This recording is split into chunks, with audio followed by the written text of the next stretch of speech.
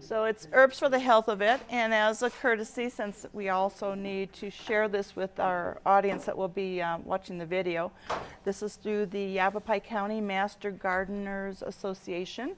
We have two offices, one in Prescott, most of you know this already, and the other one is in Verde Valley. The good news is they're open for business, so if you do have any gardening questions, you can email, you can call, and you can bring your plants in, but make sure they're in a plastic bag so that we don't have bugs rolling around or diseases in the offices. We have 3 ways you can communicate with us. We have our Master Gardener website, our Speakers Bureau email, and Facebook. And the Speakers Bureau email is what I monitor, so if you ever have any questions about the presentations that I am giving here, you can email me at ycmgspeakersbureau@gmail.com. At the subject line, put "Attention Laurin," so I know it's directed to me, and I will do my best to get an answer back to you. So I try to, a lot of times after a presentation, you're like, I wish I would have answered this, or if we run out of time. So part of our mission as a Master Gardener is to educate and answer questions, and whether it's here, online, or by phone, that's what we do. So tonight we're talking about herbs, and we will not cover every herb we could possibly use, but I'm going to basically be covering those that are more likely that we would grow and use here. And it's going to start with a topic of why we're using herbs. We're going to talk about how to store and freeze them.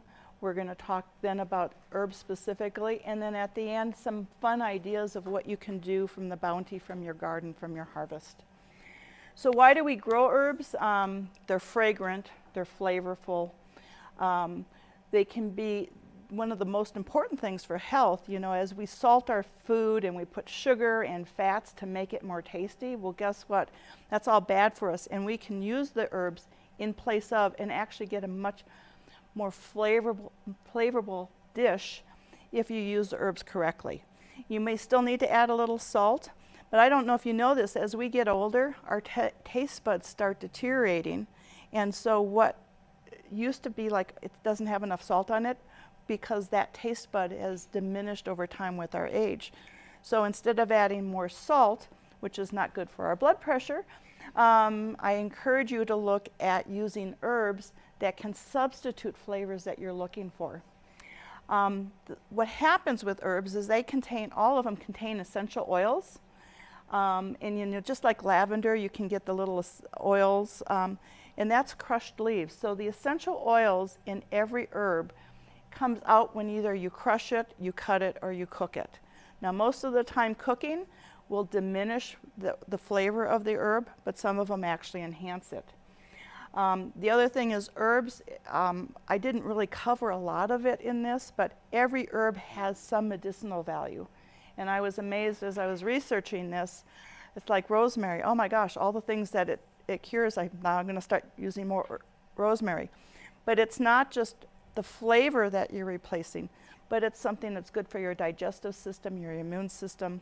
So find herbs that you like, and I encourage you to grow them in your yard, because picking a couple leaves off and cooking with them is the best way to get the most out of that herb versus dried from the store.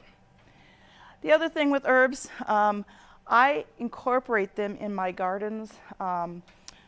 So with my vegetables, I think for those who sat through my plant to plate class, we have companion plantings. So some of the herbs, because of the smell, ward off the pests. And so basil, for instance, is one of the best things to grow in your yard if you don't want mosquitoes, just like the plant, whatever, citronelle, yeah, thank you. If you plant onions or a part of the onion family around roses, aphids don't like the smell, so your herbs can also benefit the other plants that you're growing in the garden. So instead of having just an herb garden, plant your herbs amongst other things that you're growing, and they will be beneficial to those plants. The other thing is most herbs, not all, will produce flowers. Now sometimes the moment it produces flowers, it diminishes the flavor of the plant.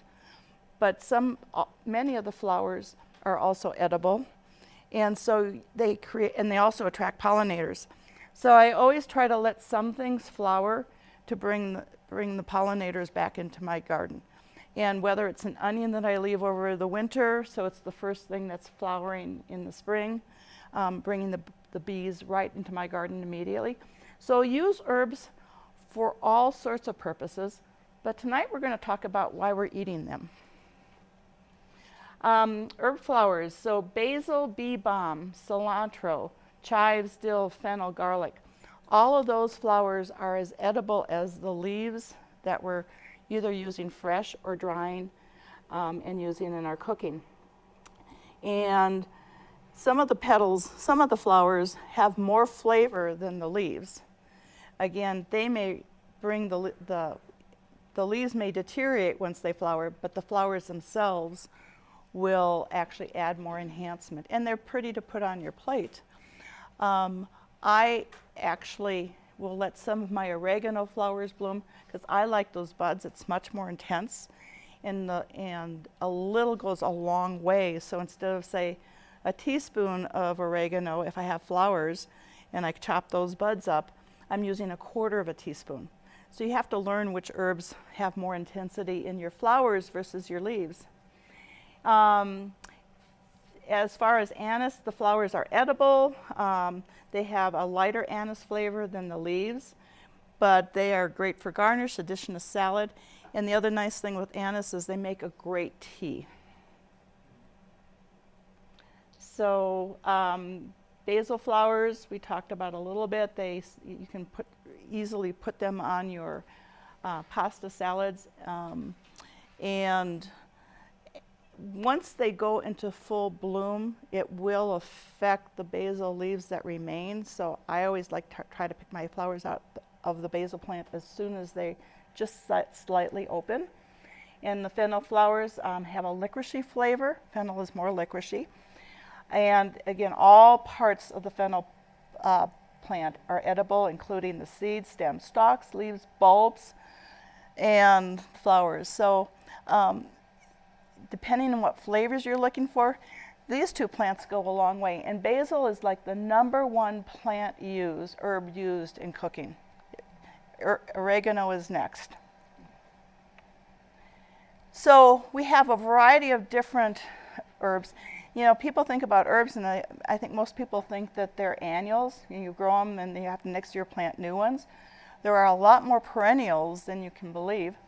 The biennials will last for a couple of years. Parsley and cilantro are 2 of those. And cilantro and parsley have a wide variety of plants that are like them. Marjoram is one of them. Cilantro, as we'll learn about, also produces, it's like some other plants that we use the seeds for. So cilantro is also called Chinese parsley. It looks like it. We have a lot of, and Chevelle is another one that looks like parsley. They all have a little distinctive flavor. Parsley, believe it or not, has a stronger flavor than some of its other partners. And cilantro, if you've had cilantro in your Mexican dishes, it's got a very unique flavor also. Some people like cilantro, some people don't. The annuals for our climate that grow well are marjoram, lemongrass, basil, and dill.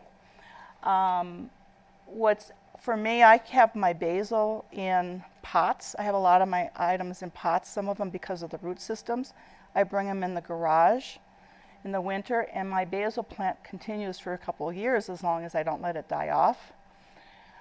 You have to be careful for a lot of our herbs because their root systems will take over your garden, such as mint, tarragon. So some of those you might want to consider putting in pots so that you don't wipe out your other flowering plants. Your annuals, biennials, and short-lived perennials fennel would be one of them. The nice thing about fennel, if you let it go to flower, it will reproduce itself in the spring. And the fennel, both the herb variety with the leaves and seeds are edible, but then they also have the bulbs, and it's a mild mild type onion. So with a little bit licoricey flavor in it. So your hardy perennials for this area are oregano, thyme, rosemary, lavender, sage, and if you're going to plant some new plant in your yard, September would be a good time to do it. It's enough time for the root system to get established, so it's ready to go in the spring. I have all of these in my yard, and the one thing I do is I like to give gifts of my herbs as Christmas presents, and I also make vinegars and oils, which we'll talk about. So I do a lot of pruning during the season, but at the end of the year I take most of the leaves off. But we talked about frost cloth for all of you who were in my class. I just wrap some frost cloth around my plants in the winter.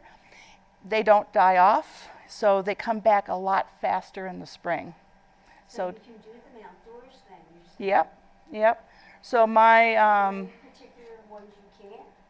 well, it has to be a perennial. So oregano, thyme, rosemary, lavender, sage are all really easy to grow. They don't produce year-round, but the root system stays intact. How do you protect them in the winter? Well, if you don't do anything, you just cut it back. It has to be an established root system. But if even if you don't have frost cloth, one thing I did earlier was I put leaves from the trees, and I put them around the roots. And then, the black containers when you buy a plant from the nursery, put that upside down over the root system, and it's got its own little insulated system. But when I use frost cloth, because the sunlight comes through it, I actually can go out in the winter. My sage and oregano will produce all year long, as long as it's protected from the frost. So frost cloth being it keeps it down to 16 degrees. Frost cloth. And Home Depot sells one variety, but if you go to gardenersupply.com, you can get very lightweight to extremely heavyweight. And so depending what you're using it for, highly recommend it. I buy it by yards, hundreds of yards. So, and then we have the herbaceous, which are perennials. The difference is from the top, they have no woody stems. So chives and mint are a perfect example. The chives will come back every year, but they are just green coming out of the ground. There is no wood that associates. And the interesting thing is, we'll talk about some plants.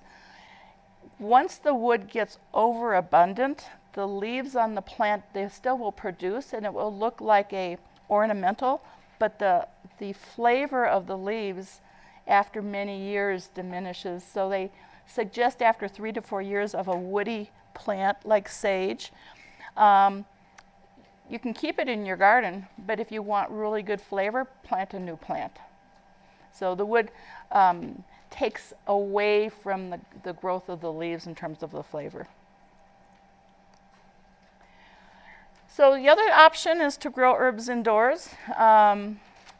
If you are growing things in pots outdoors, and you say, well, I'll just bring it in the house, be careful, because part of the natural soil system has bugs, little gnats, and just things that work the soil. And when you bring them in the house and water them for a couple weeks, you'll have black bugs flying all over the house. So what I do is I bring my plants in the garage. I have invested in some grow lights. I have a really small grow light under one of my counters. You can always start things from seed, and I would suggest you buy small bags that are indoor nursery dirt bags rather than the outside like Miracle-Gro that are in the big bags, because they will not contain any insects in them. So you have sterilized soil that you can begin with, and you can actually start your seeds from scratch indoors, and then in spring move them outdoors. But if you are going to bring pots in, put them in your garage and get them. One thing that works is your linen, your sheets that you put in your dryer. Bugs don't like the smell of it. Mothballs you can put around the dirt. I've actually put cloves in my dirt, and then I put just a plastic bag up around the base of the plant covering the dirt, and I let it for about 1 month sit in there, and you still can water your plant, but it'll kill off the bugs. So just be aware. So if you are going to grow inside, plants that do really good inside are rosemary and thyme, basil, marjoram, oregano, and sage. And then parsley, coriander, chervil, and basil are easy to start from the seeds from scratch. Now, you could either do a pot and have a variety. When you're indoors, you really are only growing for what you want to use for cooking sort of immediate. So having too much of one herb is probably going to go to waste unless you just keep picking it and drying it and or freezing it. Any questions so far? Okay. I do have a Mm-hmm. question. What do you have for the grow light? Does it have to be a specific type of bulb, or can you just use a fluorescent? You can't use a fluorescent. It has to have a UV that goes from blue to red. So Like a full spectrum it's UV? full spectrum. And some spectrums are for seed growing and some for the leaves. So depending on if you're just starting everything from seed, I think it's blue spectrum. But you can get a small mounted under your cabinet fixture from Amazon for $35. Okay. And I have a series of 4 grow lights, 3-foot lights in the back of my garage, all hooked up into a maze.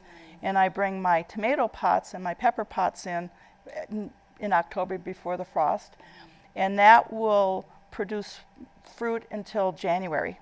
And usually what happens is it doesn't freeze in the garage, but it's cold enough that the plants go into dormancy. My one pepper plant, my bell pepper, I'm on my 5th year of one plant. And So you just bring them in? I bring them in, and if it's nice outside, we even put them on little rollers, and I roll them out to the front of the garage if it's nice out. Tomatoes, again, we talked about this as pollination. You do not need a bee to pollinate a tomato. You need an electric toothbrush, because the way tomatoes pollinate themselves is through the wind and if bees fly around it, the vibration, but it's not the actual bee transferring pollen. So my yellow little pear tomato plant is on its end of its 2nd year. It produced tomatoes all year round in my garage. And I just kept it trimmed back a little bit. So So how does it work as far as sunlight? how does it work for what? So if it's in your garage, Uh-huh. is it getting sunlight? Well, I have grow lights. So it Okay, has the grow light. UV light. Okay, gotcha. Yep. So as long as you have the controlled climate. Correct. And I turn my UV lights on from midnight to 7, 8 o'clock in the morning, because the coldest part of the evening is early morning. And so it gets its sunlight late at night, and that also gives some warmth. I also have one of those high towers that I can just turn on depending on the temperature, and it's not right next to the plant, but it moves the air around and it gives off a little heat, not too much, but it keeps the garage warm. So what exactly are you doing with your electric toothbrush? I just hold it near, if you see a bud on a tomato plant, you just hold it. You don't want to hit the plant with your toothbrush, but you just hold the toothbrush and turn it on, and the vibration near it will allow it to self-pollinate. Can't you just shake the plant? You can, but you might also damage it. So, yeah. Do the rumble with it. Yeah. I have a bunch of landscapers weed suppression cloth. Can I use that for frost? Nope. Nope. Couple things. The idea for frost cloth outside is that it allows UV rays in, and so if you just put your landscaper cloth on, it doesn't have the protection for freezing, but it also won't let any sunlight in. So my strawberry beds, I cover the whole thing with frost cloth. They won't produce during the winter because it's just too cold, but they don't die. And when I take it off in March, I had strawberries in the beginning of April. And I keep the frost cloth on and I go from a really heavy frost cloth to a lighter frost cloth just in case we get a overnight frost. But there, you know, I'm not starting from scratch. So, and then because we have squirrels and rabbits, I have cages. So a lot of times I put the frost cloth over my cages. I grew spinach all winter long with a layer of frost cloth, and it was robust. It grew from October to March. So you don't really need like a little greenhouse over it? No. Really just frost? Yeah. Interesting. So, all right. So, a couple things about growing herbs indoors. You want to use clean, porous potting mix. No fertilizer. One of the things about fertilizer, it super activates the green leaves growing, and you really don't want to have these small plants in your kitchen going crazy. You also want to keep it thinned if you're doing from seeds to make sure the pot is not overpopulated with too many seeds. Now, this is hard in our area, but humidity should be between 30 and 50%. Now, generally that's difficult, but then in the winter when you have the heat on and it's a drying condition. So I have a little humidifier in my kitchen that I just sort of run, and that seems to work. Spray your foliage because that keeps them happy. The grow light, and if you don't have a grow light and it needs sunlight, but if you put it right in front of the window, you could cook your plants and they could burn because of the refraction of the light. So be careful for that. The indoor temperature should be in the low 70s, and it does need airflow, but it doesn't want the direct, if you put it under a vent and you get the heat or air conditioning, that also will deter the plant from growing. So they do need specific conditions to grow when you think about trying to do this. So other things to think about for herbs. There's the best time to harvest. Whether it's herbs or anything else, it's always in the morning. It's cooler.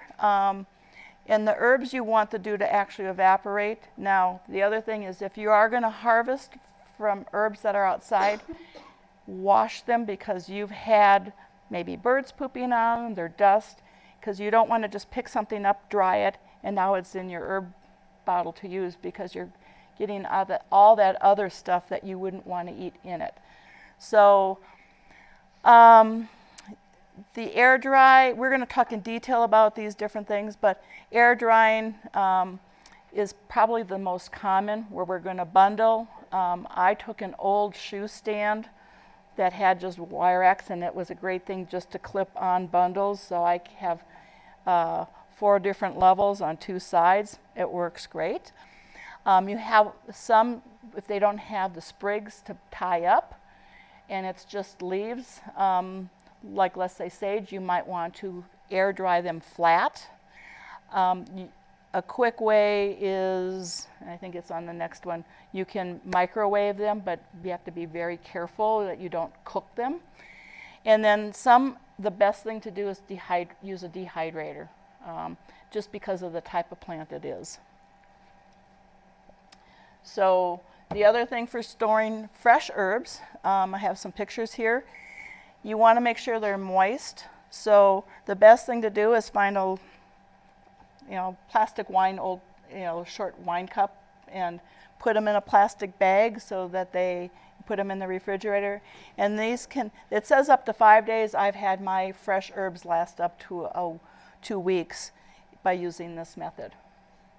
And if you have some herbs and you pick too many, or you had to pick them because they were going to flower, and you want to use them fresh, this is a great method to use. Or if you buy them from the store, another good method. Air drying. So this works best for most herbs that have minimal water in their leaves. And it's like what is that? Well, it's the smaller leaves like oregano and thyme.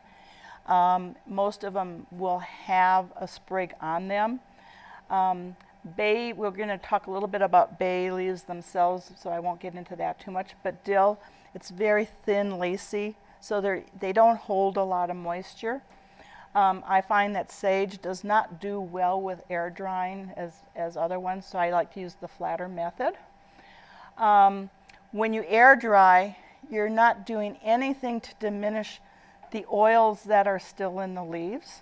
So when you do it this method and then you put the leaves in an airtight container and use them within a reasonable amount of time, you'll get the most flavor from them. And that's one of the reasons that, you go to the store and you buy something that's been on the shelf for I don't know how long, and then you put it in your cabinet, and a year later you still have it, and you open it up.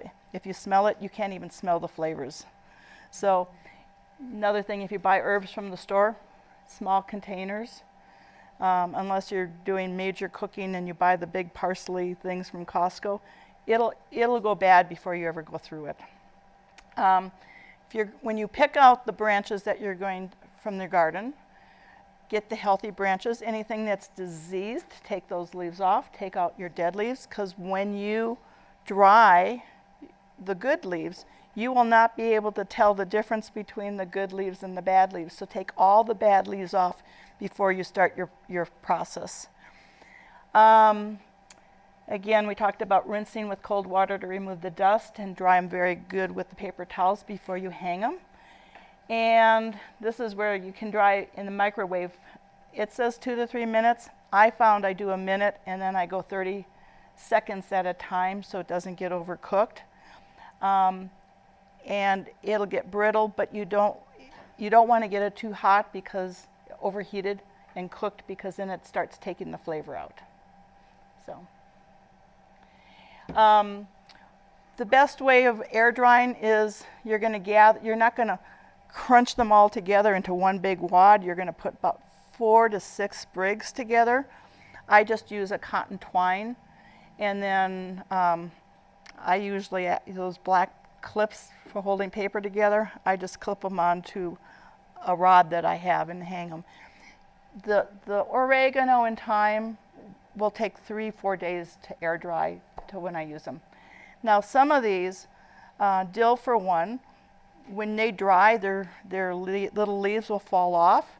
So some of these you might want to put in a paper bag and clip them to the top of the bag, so that it's easier to just take them all off in the bag instead of being all over a counter or whatever medium you're putting them on. Paper bag. Paper bag, and then just I loosely clip them on the top. So it's open still. So Yeah, it's still open. And don't dry these near the sun. Again, sun, heat will remove your flavors. And once they're fully dried and you remove the leaves, they need to be in an airtight container. So, just like I save a lot of my vitamin bottles. And I like the darker ones, the ones that rather than clear, because it also keeps light out of them. But just take the labels off, and then always label your herbs of when you dried and put them in a container. So at least okay, it's 6 months old, they're starting to diminish. Either use them or get rid of them. Then we have the frozen. There's 2 frozen leaf methods. The first, there's actually 3. This is harvesting really fresh leaves. The first method is to spread the leaves out on a small cookie tray or some kind of tray where you can put in your freezer. And you let them freeze about a week is what I do. And then you don't want to put them then into a plastic bag, because you probably want to keep them flat and whole, because as soon as you start crunching them, you start releasing your essential oils and the flavors. So, these little plastic, Glad plastic containers, put them in there, put them in the freezer, and just take out a leaf as you need to. The other method of freezing is basil's a perfect thing like this. Basil and this is all going to be posted, by the way, so I'm going to give Ava the PowerPoint and she can give it to you guys. Basil does not dry well, so what I do is I chop it up, and I will actually we have one with I put it in my olive oil, but here you can put leaves in with water. The interesting thing is because these leaves are so lightweight, if you put them in the tray and then you put water, they'll all float up to the top. So the recommendation is you only put half, fill the tray half with water, let that freeze, and then put water on the top, because then all the leaves will be covered with water because they won't float up on the second freeze, if that makes sense. You want to use the herbs you're freezing this way. You want to use those when you're doing soups, stews, casseroles, things that if you add a little bit water, it won't matter, because when you put them in a pot, it's going to melt. And I always I measure how much I'm using. So if it calls for if it's a tablespoon, I measure a tablespoon or a teaspoon, so I make sure that if my recipe calls for a teaspoon, I'm not putting in more than I should.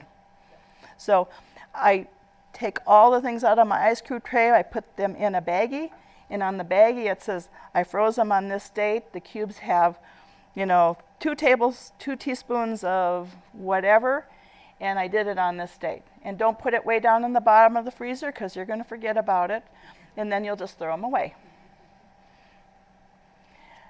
This is where some of your herbs, chives work well with this. Even onions, the green tops of the onions. But the nice thing about olive oil, it's denser, so you can put your herbs in the tray, you fill it with oil, and the oil doesn't keep the herbs from floating on the top. And so, and it looks like you got them in butter, but it works quite well. The other thing with basil, you can make if you're going to use it for pesto, you can chop it up and put your pine nuts in, or whatever seasonings, put some oil in and freeze it in baggies. And all just don't add the cheese. Usually it's Parmesan goes with your pesto. Don't add the cheese until after you take it out to defrost it to make the pesto.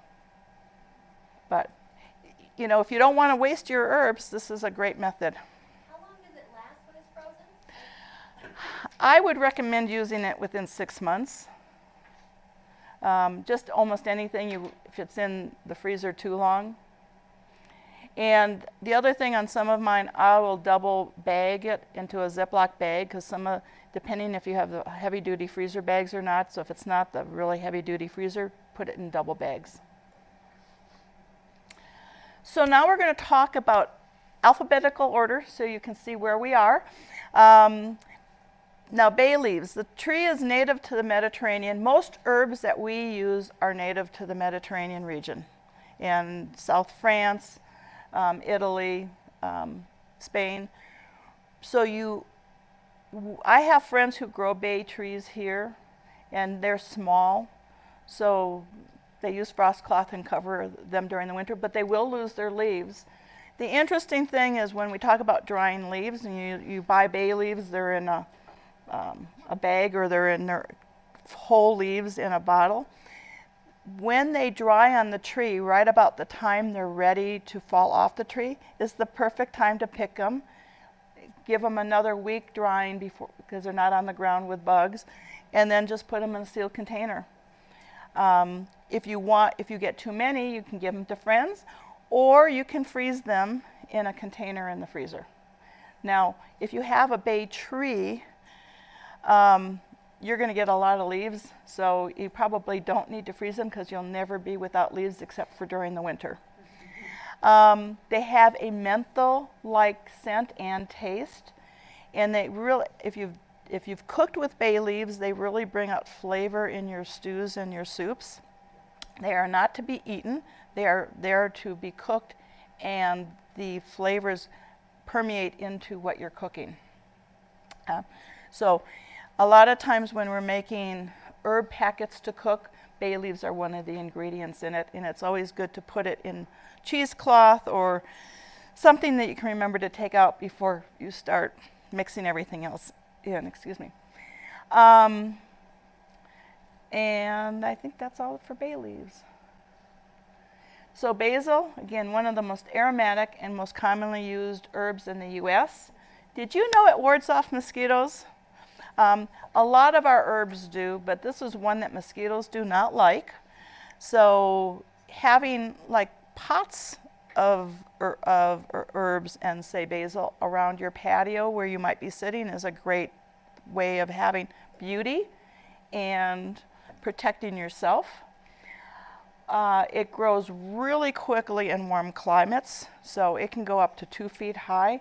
One of my friends who's a master gardener has a big wine barrel, and it is literally her basil. She starts from seeds.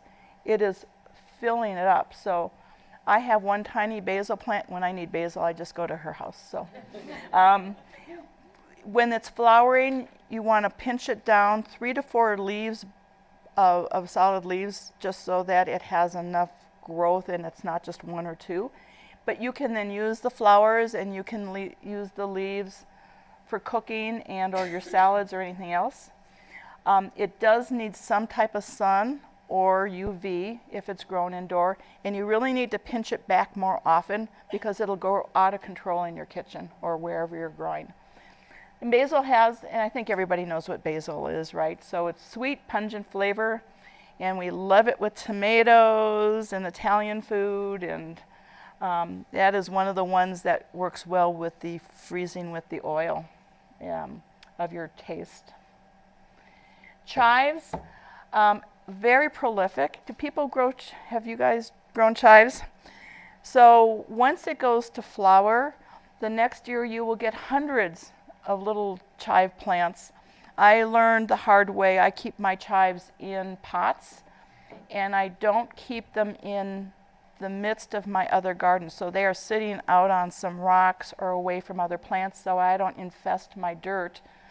And it's really hard to pull those little suckers out when they come up in the spring. I mean, you think it's these little, just tiny little grass strips, but the bulbs and stuff are really embedded in the ground. So don't plant, even with, like, I put the pots next to my roses, and it does its job, but as soon as they come to flower, I'll move them away.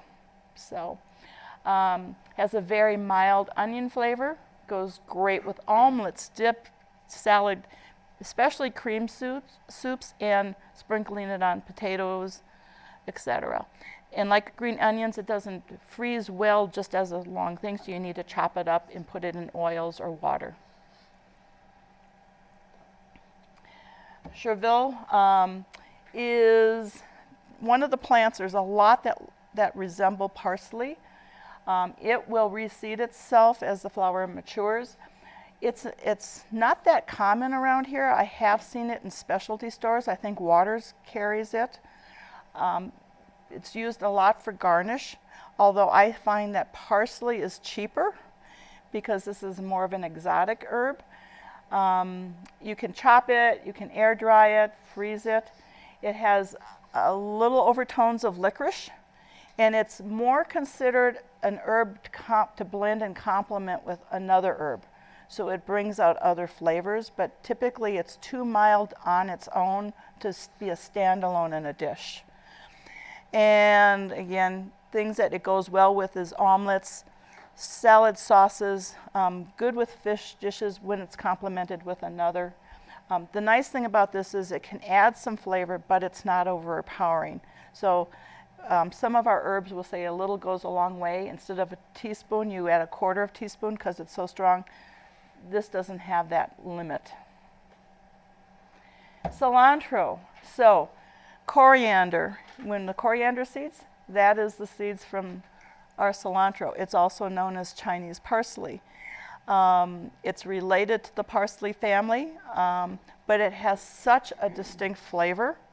I love parsleys and all that. I can't stand cilantro for some reason. So I don't cook it and grow it.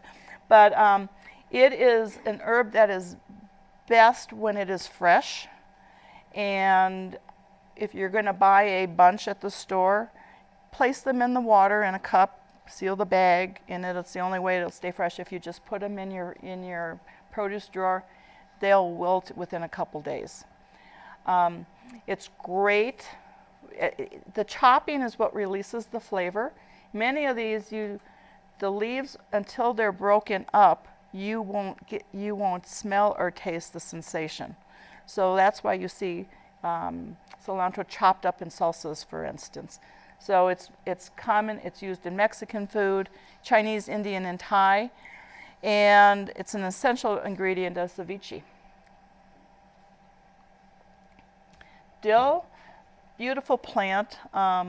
They call it the plant that keeps on giving. I just had a quick question with Cilantro? cilantro. Yeah, when's the ideal time to plant it from seed? Because I always find like once it starts to get warm, it Well, dries out and it bolts. for people who work, and it's not going to be live this time, but in August, our Zoom presentations will be on seed saving and growing, which means then in September, it'll be on the YouTube with the library.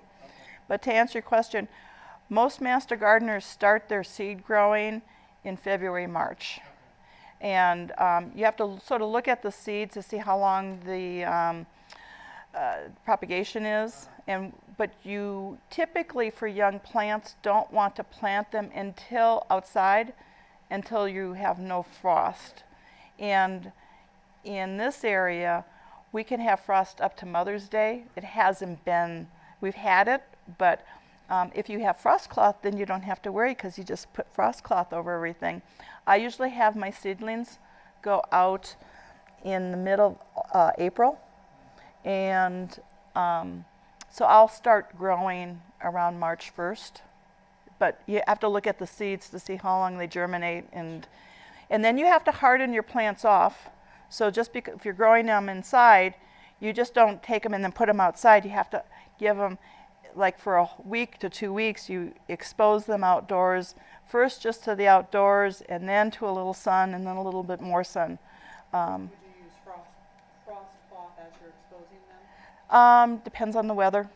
Okay. The biggest thing for exposing your plants is too much sun, and they're so tiny that you can just dry them out within a couple hours.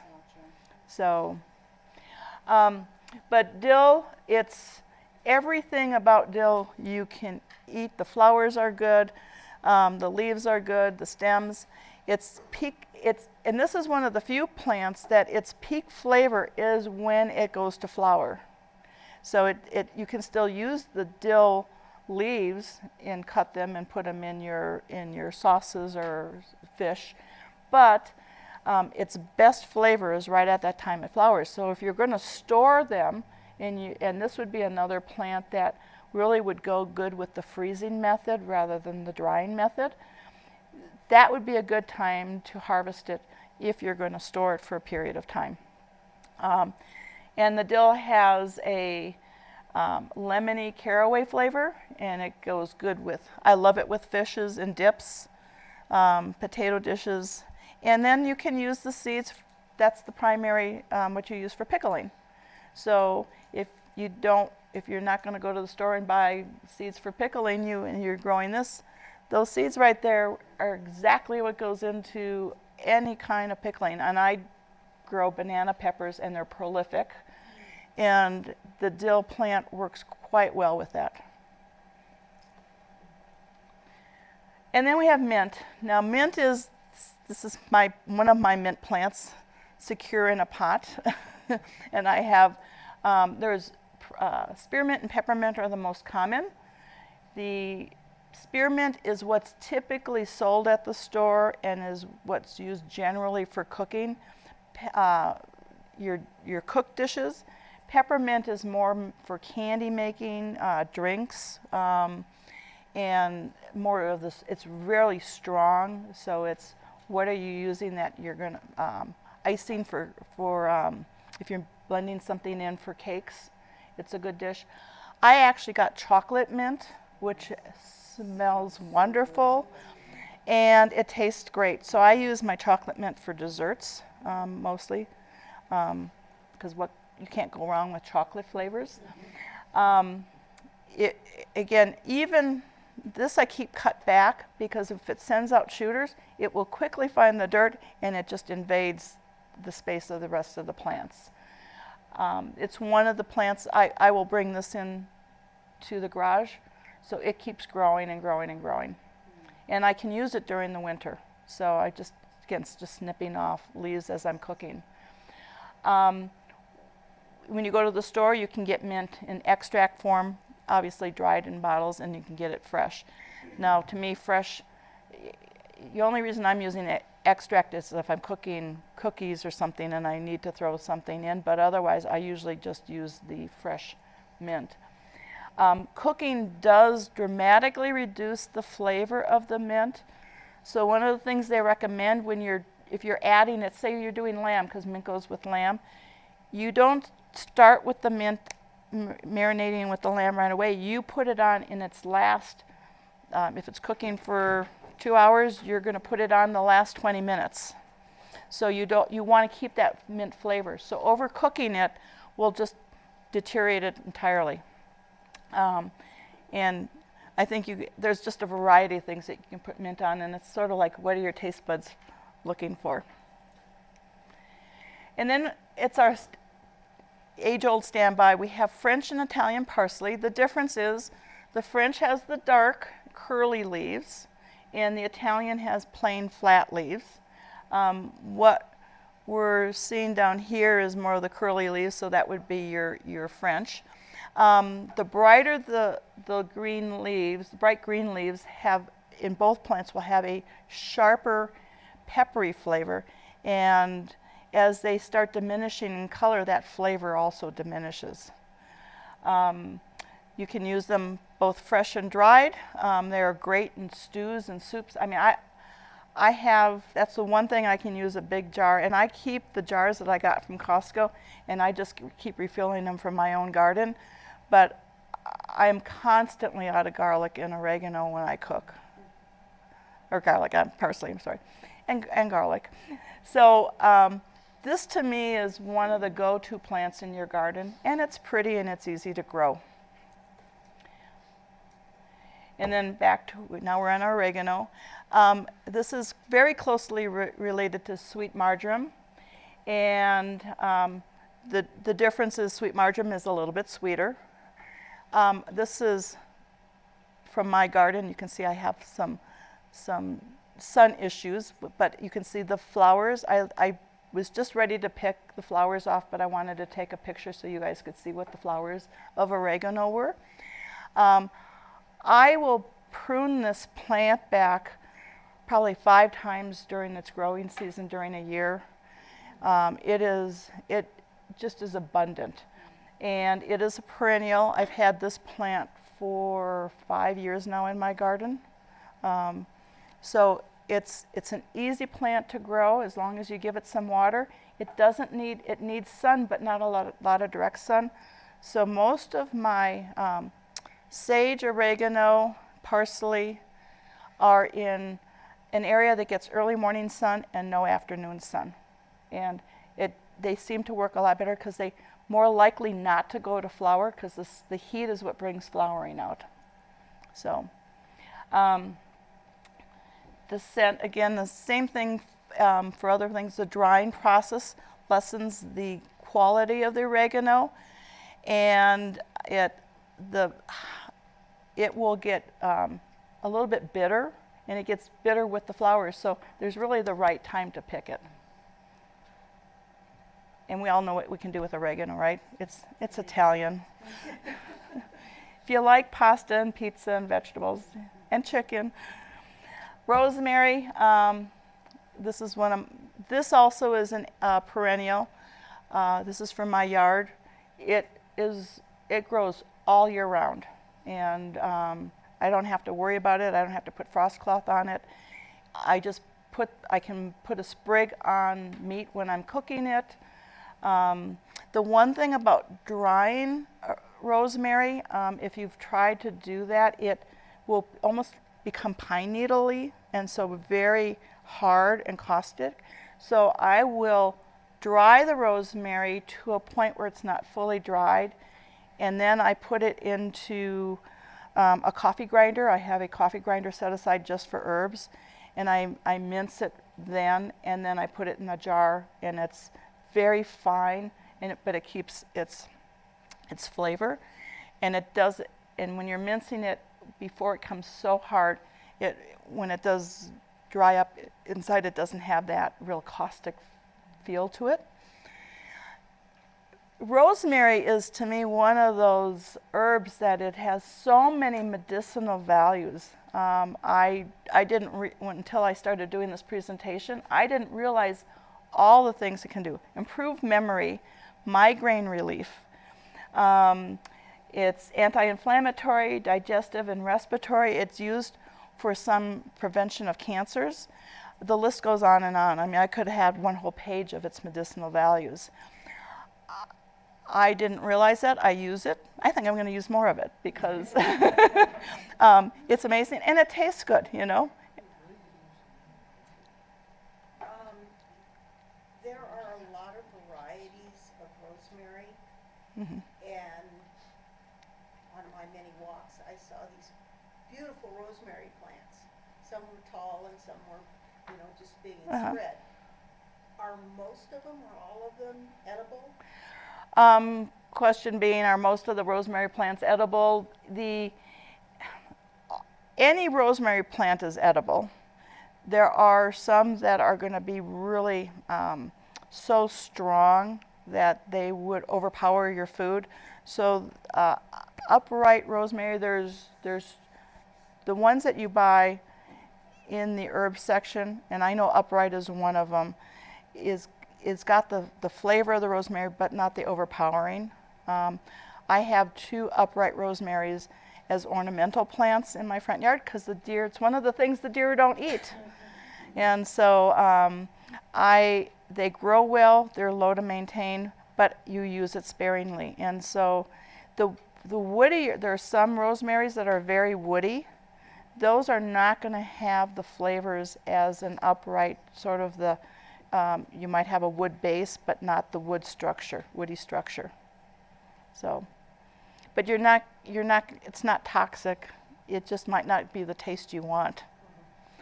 Cover those, rosemary? Say again? Rosemary, do you have to cover them for winter or not? You don't have to cover rosemary in the winter. It's a perennial that stays green. It's like an evergreen, if you would. Again, as you know, if you've touched rosemary, it stays with you.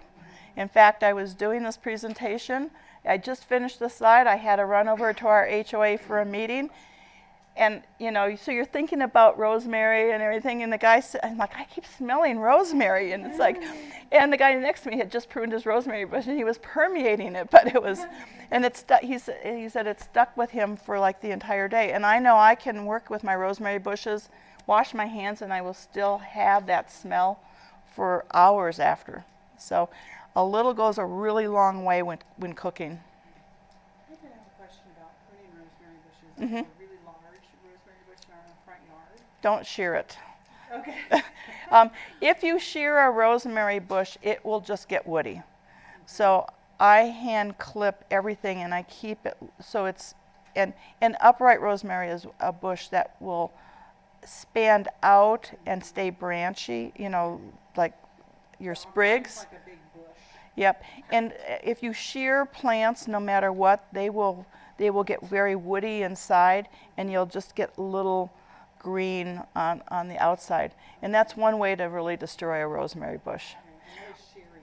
Shearing is you take your clippers and you just, yeah. But if you're upright, the plant called upright rosemary is a much better plant to buy for looks and for your garden. We're on S's, even though it says common. So, we have sage is a very common plant in our area. And we have autumn sage, we have Ruston sage, but those are all ornamental plants. So the sage that we're talking about for herbs is common sage, Salvia officinalis. There are 4 varieties that are actually herbs for eating. They are the garden, purple, golden, and tricolor. They are very aromatic and they are hardy plants.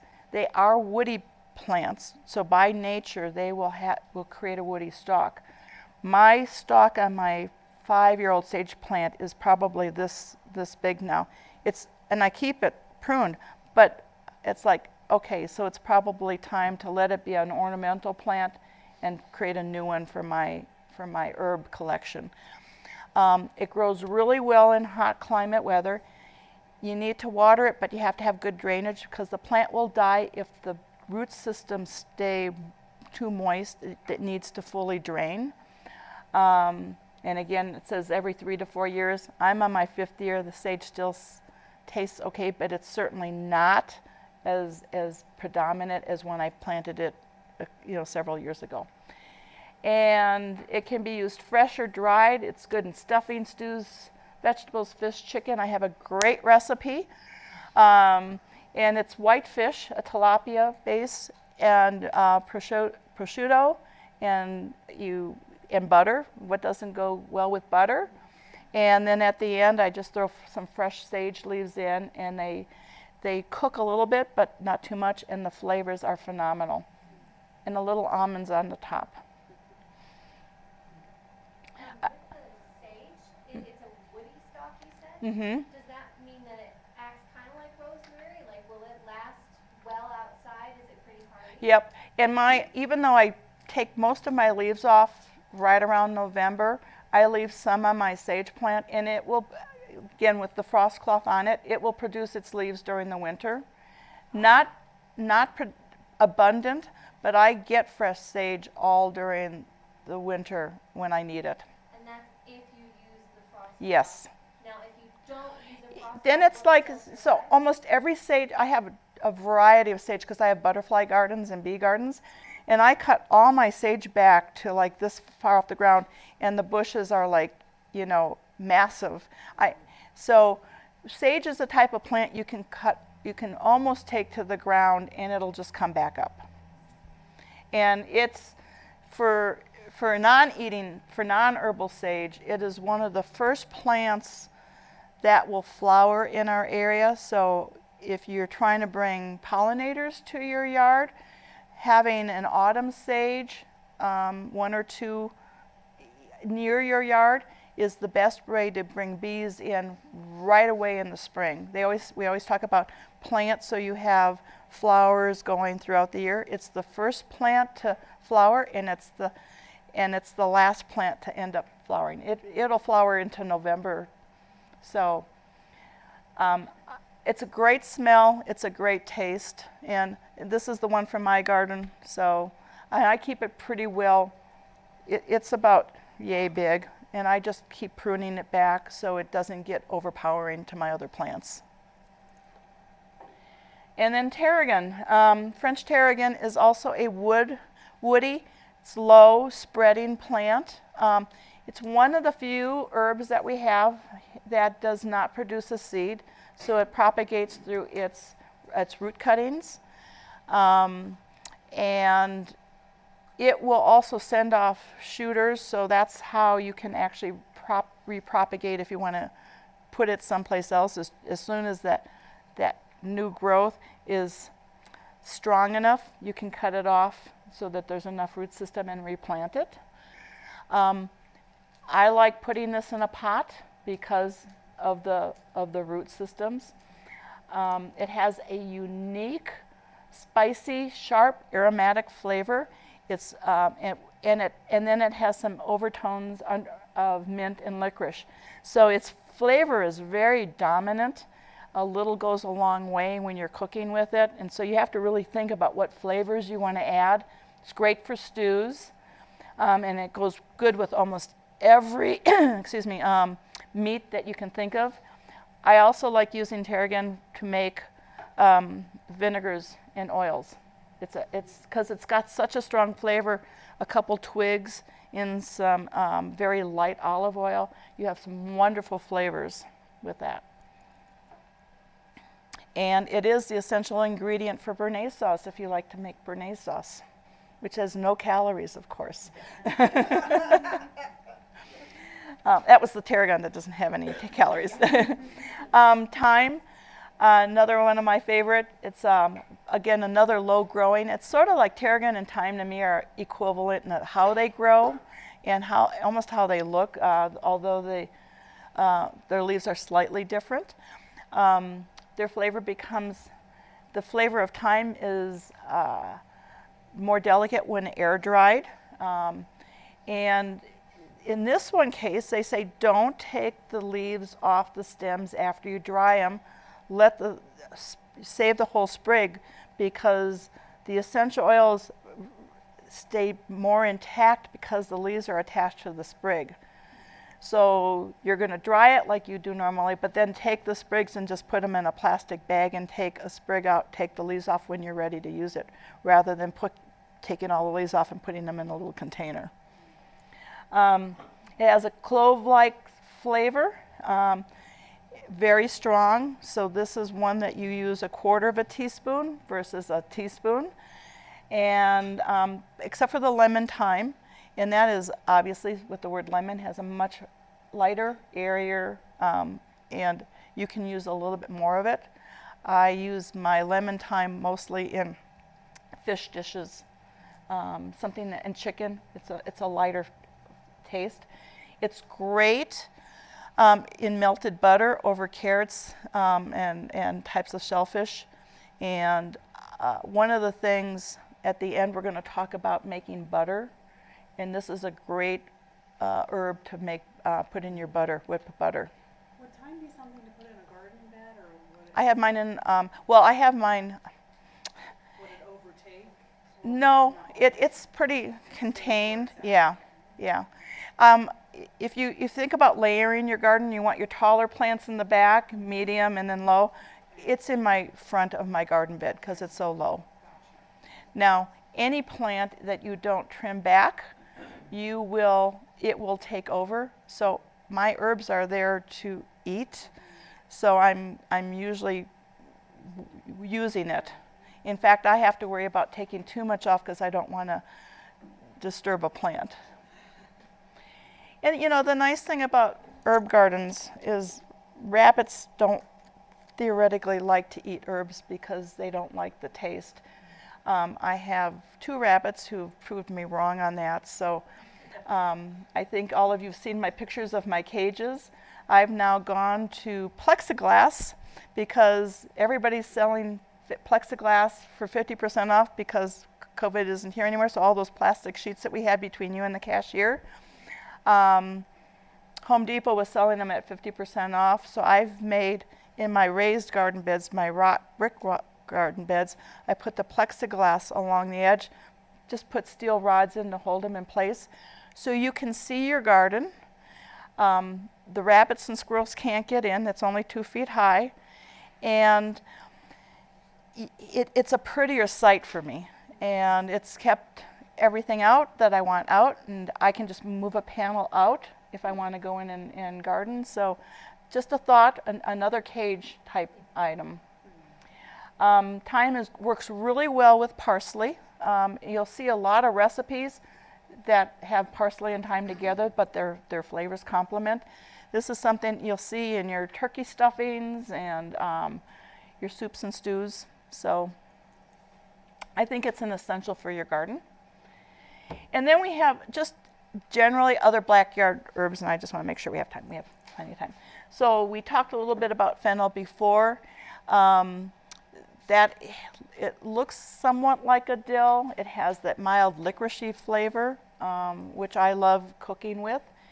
And you can eat the seeds, the flowers, the bulbs. So it's a plant that goes a long way. Lavender, I have lavender more in my bee gardens because I love the flower and the smell, and I do take the flowers and crush it, and it's a scent in the house that just lightens the air.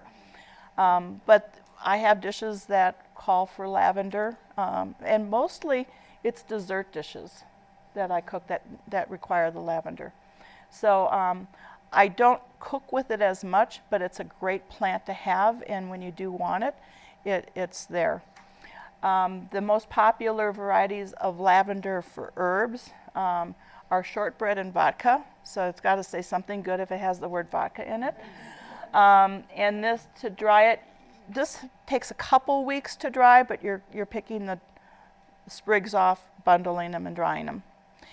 They also a little bit tend like rosemary. If you get them over dried, I would call them more like needles, become hard. So use the same practice that before they get fully dried, if you're going to crush them, that would be a good time to put them in your grinder. Savory, and the word savory means just robust taste, is another great herb to grow. It's got bushy, fragrant leaves. It goes about 10 inches high. It's a great to blend in with your flower garden or herb garden. And I have flowers blended in with this, so it's not just green plants. Summer savory is an annual, and winter savory is a perennial. The best time to plant the perennials like this is September, like I think I said earlier, so that the root systems have time to take hold before the winter comes in. Both of the savory plants are spreading compact. I have not had a lot of experience. I buy savory at the store, but I have not grown it, so I don't know what its root systems do with the rest of your garden. It has a peppery flavor and a grassy fragrance. So, and again, when I cook, I have these sensations of taste and smell, and I haven't put that one in my portfolio yet. So now you've got all these herbs. You're cooking with them on a regular basis, but you have more herbs than you know what to do with. So one thing is making your herb bouquets. Bouquet is for your cooking, and you can, and I have a couple, just basic herb bouquet is standard is parsley sprigs, thyme sprigs, and a bay leaf tied together. In this, because of the way you're tying it, you don't have to put it in cheesecloth. But we also have a dried herb bouquet, and when you're doing that, you need to put it in a cheesecloth or something that you don't have the herbs now into your stew that you need to take out, or your soup. So you can add cloves, black pepper, lemon peel, oregano, basil, and to either one of these. And again, it goes back to what flavors are you trying to bring out. I would use something with the lemons and oreganos, probably with fish dishes or chicken dishes. And then my favorite part of the holiday is making herb vinegars and oils. So the best herbs that work for this, and you can probably try your own if you think about it, but we have lemon, thyme, rosemary, sweet basil, thyme, dill, and garlic, and then chives also do work, but it takes a lot longer for me to permeate what I'm doing, so you want something that has a stronger flavor to get into the vinegars and the oils.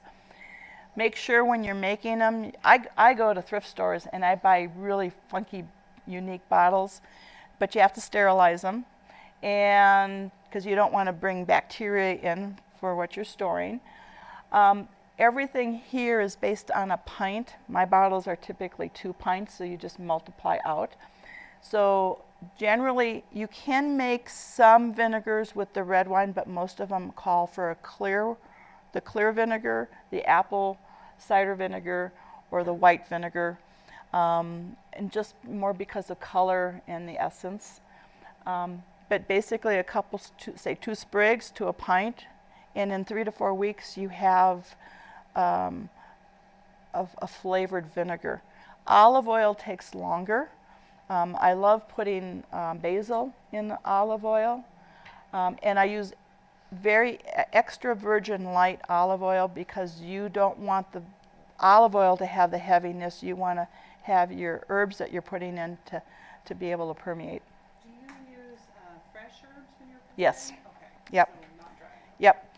And so when I do my oils, I will start into September to have them ready for holiday gifts in December.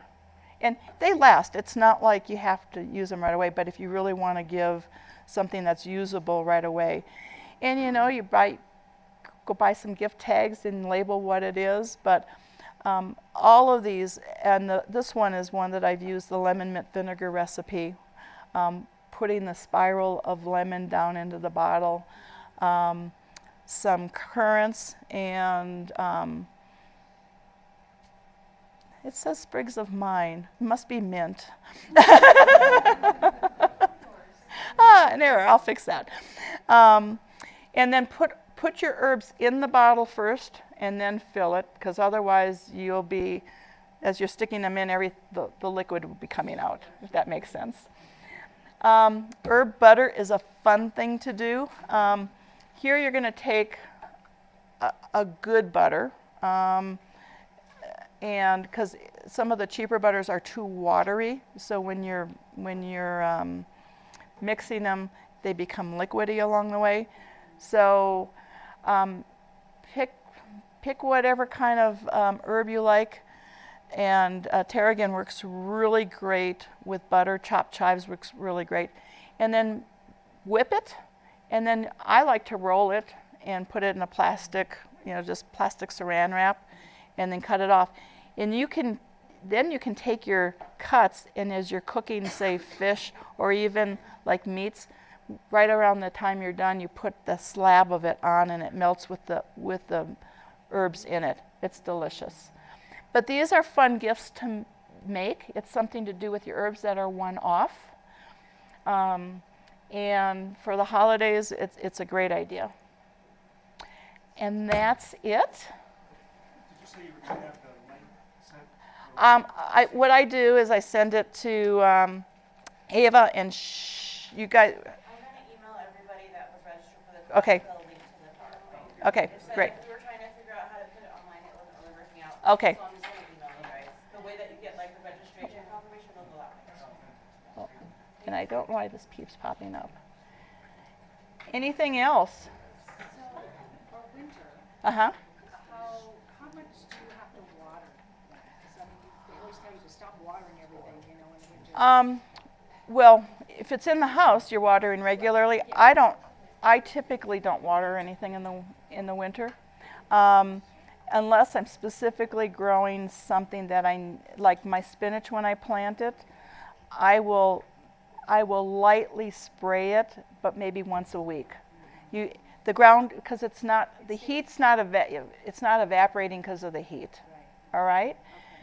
Out of courtesy, a lot of the information I got was from the University of Arizona, growing herbs for the health of it. These bulletins are available on the University of Extension website, which you can go to. I had it at the beginning. Also, there's one called Food Preservation that talks in a lot more detail about canning, freezing, drying. And then Ken Lane from Waters Garden Center always has a variety of information, and I like to give him credit because I use a lot of his information. And lastly, the University of Arizona Extension Office is an equal opportunity provider, which means that we are here to serve everybody.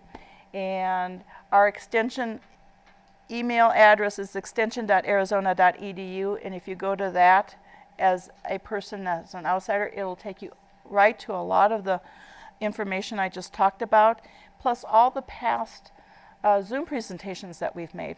So, any questions? Thank you for coming tonight, even with the rain.